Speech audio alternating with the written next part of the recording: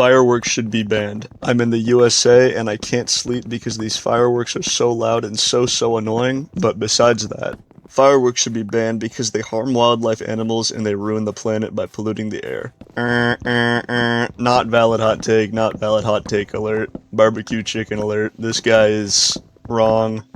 He's talking about pollution and like harming wildlife slash animals, and I think that fireworks are pretty low on the scale of harming animals and pollution compared to some of these big companies and a lot of other things. This guy is very wrong and probably is just an old man. I don't know what the title of the video is yet, but we're going over some people's hot takes or unpopular opinions and determining if they're valid or not.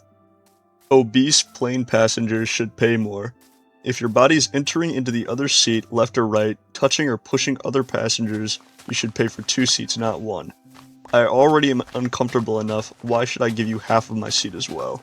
So I looked it up, and 40 to 43% of all American adults are obese, so this wouldn't really work, but I will make an argument for if you're morbidly obese that you do need to buy more than 1 seat. Like, there needs to be a thing outside of the airport, like at some theme parks that shows you if you can fit in the ride or not. If you are actually like slipping into other people's seats, taking up half a seat, yes, you do need to buy another one. This take is half valid. Next one, Supreme Pizza is easily more disgusting than pineapple pizza. Look, I'm not a huge fan of pineapple on pizza, but I can see why people like it. Some people love conflicting flavors. Example, salted caramel or pregnant women who like pickles and ice cream. So I can see how pineapple on pizza can seem appealing to people with that taste palette. Me personally, I like pineapple, I like pizza, I just don't like them together. Similar to how I like cashews and peanuts, but I hate having them in my brownies or cookies, keep it separate. Supreme Pizza, on the other hand, I don't even like eating mushrooms on their own, let alone them tainting my favorite food. Aside from mushrooms, Supreme Pizza just has way too many ingredients going on. Most of them being mid, onions, peppers, sausage, and it just ruins the whole thing. This is probably the picky eater in me for most of this opinion, but regardless, I think if people actually tried pineapple pizza, there would probably be more fans of it than Supreme Pizza. Okay, I can't really speak on this one because I am a super picky eater. I'm a bit of a troglodyte when it comes to eating a bunch of foods like mixed together. I've never had a Supreme Pizza in my whole life, but I have had pineapple pizza, so I wanted to mix this one up a little bit.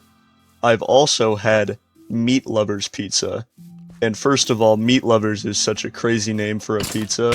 I think pineapple on pizza is much better than Meat Lovers Pizza. There's just so many different flavors on Meat Lovers, especially sausage. Like, sausage basically ruins the whole pizza for me. I don't want sausage in my Meat Lovers pizza. I know it's 2026, but I don't really swing that way. Okay, next one. Women should smile more. Also, men should smile more. Basically, everyone should smile more, it's just better all around. Yeah, this one I agree with, but the entire comment thread on this one was like harassing the guy and basically trying to dox him. I think smiles are very contagious, and same with laughter, but saying women should smile more, like going up to a girl and being like, you should smile more, no, that's a big no-no, but everyone smiling more, yeah, that's a good thing. Big hot take alert. Michael Jackson is by far the most overrated artist of all time.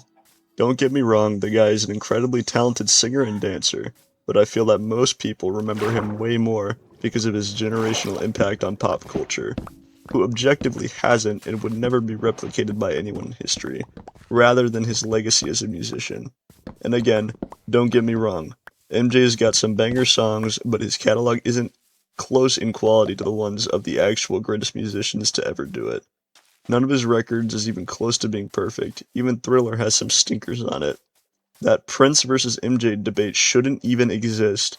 MJ in a million years wouldn't have reached the musical talent of Prince and never made a record even close in quality as Purple Rain.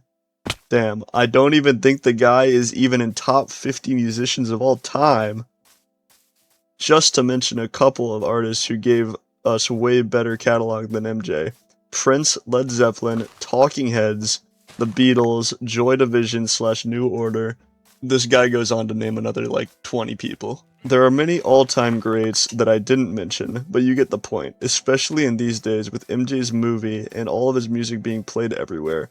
MJ's army of full-time glazers has been pretty active, and this needs to be said.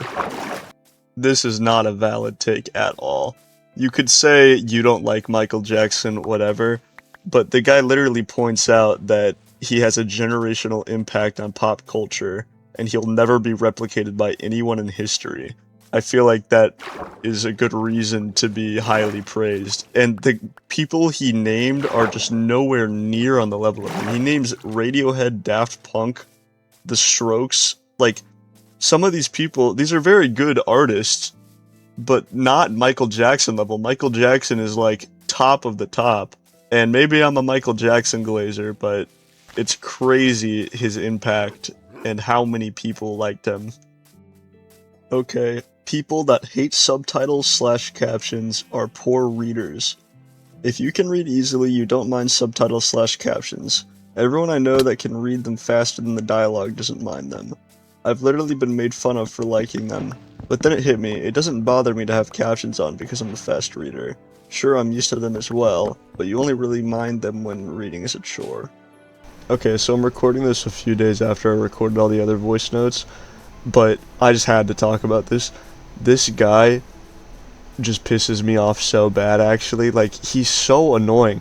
He's like, oh, I'm such a better reader than everyone. I don't know if it's just that I'm tired or something, but this guy's, like, actually getting on my nerves just reading his thing. Probably this guy's not a jerk in real life, but, like, right now I hate this guy. This stupid opinion, stupid. This guy's an idiot. Sorry for that tangent, here's the actual one that I said the day of recording. Okay, this guy is saying that people that don't like captions are bad at reading, which doesn't really make sense. I personally do not like captions or subtitles because they kind of take away from whatever I'm watching. It keeps me out of the experience of like being in a movie. But it also is something I know people need because if they can't hear, or if you can't understand what's being said, but I don't think it has anything to do with being a poor reader. For me, it just takes away from what I'm watching. This opinion is not valid because he's saying everyone that hates subtitles/captions are poor readers, which just is not true. Okay. Anthony Starr as Homelander is on par, if not better, than any acting performance ever. If you haven't seen The Boys, it's a realistic satirical take on superheroes, and Anthony Starr basically plays evil Superman. This character could have been downright laughably bad, but what Anthony Starr channels is literally otherworldly. His facial acting alone is top tier, but the life he brings to an otherwise absurd character in an absurd setting elevates the performance to an all-time greatness for me. James Gandolfini as Tony Soprano, Bryan Cranston as Walter White, Anthony Starr's Homelander are interchangeably top performances in my opinion. Okay, so this one is just this guy's opinion, which, I mean, all of these are people's opinions, but I don't think a lot of people would agree this is the best acting performance ever. It is a really great one, though. Next one, phones are a necessity for teenagers. Smartphones and mobile apps are ubiquitous, and many services now require a phone to scan a QR code, just to access or wait for service. Phones are also essential for communication, club activities, and group discussions, in ways that a laptop simply can't replace. They allow students to learn about events through social media, advertise their own club activities, and stay connected with their peers. Most importantly, they help students stay in contact with their families, communicate last-minute changes to practices, club meetings, events, and games, and arrange rides for pickups and drop-offs. Denying teenagers access to phones would put them at a significant disadvantage in today's society. I feel like this one isn't that much of an unpopular opinion. I slightly agree with this, but I don't think it's the phones that are the problem. I think it's the parents that don't, parent their own children on the device. I've been noticing a lot of little kids recently on phones, like on YouTube Shorts and TikTok, which should definitely not be a thing. I don't agree with all the government stuff where you have to do age verification with, licenses and stuff, but because I had a flip phone when I was a kid, not a young kid, but that's basically all you need to interact with your parents. A kid shouldn't need to have access to TikTok, especially. They should be able to access information that would be important and be able to download apps and stuff like the original poster says, where they have to have them to access certain stuff. Okay, I kind of went on a tangent there, but next one. When your favorite team gets eliminated from a championship, you should be rooting for the team that beat them. Bitterness over them beating you aside, it makes sense. If you're going to lose, why not have it be to the team that ends up being so good that they win the championship? This is such a hot take, actually. Like, usually the reason people want a certain team to win is because they're, like, from the area the team's from, or they really like the people on the team. Or the team is really good, but if the team loses, then I guess you can support a different team, but it's more of like a loyalty thing. Supporting teams is usually something that, like, you stick to for a while. You don't usually swap which team you're supporting. This one's kind of funny. It's great to hear grunts and groans at the gym. It lets you know that the people there are actually engaged 100% with their workout.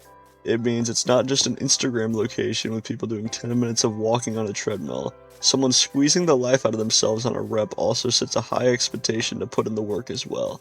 It means it's okay for you to not be squeaky clean and elegant with your movements. We're here to sweat. Obviously, if you go to the gym, you've heard some people that make noises when they work out. And I've done that too. Whenever I'm like on the final rep and I really want to push it, you have to kind of make some noise. It's just a natural thing. Some people take it a little too far though, and a little noise warning, but you'll be in the back of the gym and you hear in the front of the gym it's like, ah, ah, ah. You should only be getting one, like, groan out at the end of a thing. You shouldn't be, like, yelling at the top of your lungs in the gym, because it's pretty distracting. Because I've been distracted while doing reps because I hear someone, it sounds like they're dying in the corner of a gym, and I have to, like, look over to see if they actually need help, because it could be someone that just dropped, like, a barbell on their neck or something. This is a half-valid take. You shouldn't be completely quiet if you're really pushing yourself, but don't be yelling in the gym. It's very distracting. Okay, this is the final one for the video. Milk should be society's go-to drink, not only at home. This heavenly made substance, thankfully available to us in abundance, should be the base of its own variety of alcoholic beverages. I don't see why we make drinks with mixers and all sorts of juices, yet with milk we draw the line. I also never understood why it's not acceptable to order milk at a restaurant for lunch or even dinner. I'd love my steak with a side of milk, yet I'd probably be escorted out of a restaurant for just mentioning it. I drink it, you drink it, your neighbor and their mother drinks it. Why is it so looked down upon than to drink milk in public? In the subway, in the mall, at work. Edit. Did I even mention the overwhelming health benefits of milk, by the way? Totally forgot to mention, yet still made my case. That's how good it is. Mixing milk with steak sounds so disgusting to me. I think this one is somewhat valid, but it should not be society's go-to drink. Society's go-to drink should always be water. Do people really look down on people for drinking milk in public? I feel like that's not a real thing. I don't see a lot of people drinking milk in public, but if I saw someone drinking milk in public, I'd just be like, that's kind of funny, that guy's drinking milk. It's not, like, a bad thing. I think milk is pretty good for you. It's good for your bones or whatever. I like milk. I've drank milk for a lot. I've never done the Go Mad diet, the gallon of milk a day. It's supposed to help you bulk, but this one's also, like, half valid. Milk shouldn't be looked down upon if you drink it, but it also should not be society's go-to drink ever. That just sounds disgusting. Imagine getting milk at a restaurant instead of water. Thanks for watching, guys. I thought this would be a fun idea for a video. That's really about it. See ya.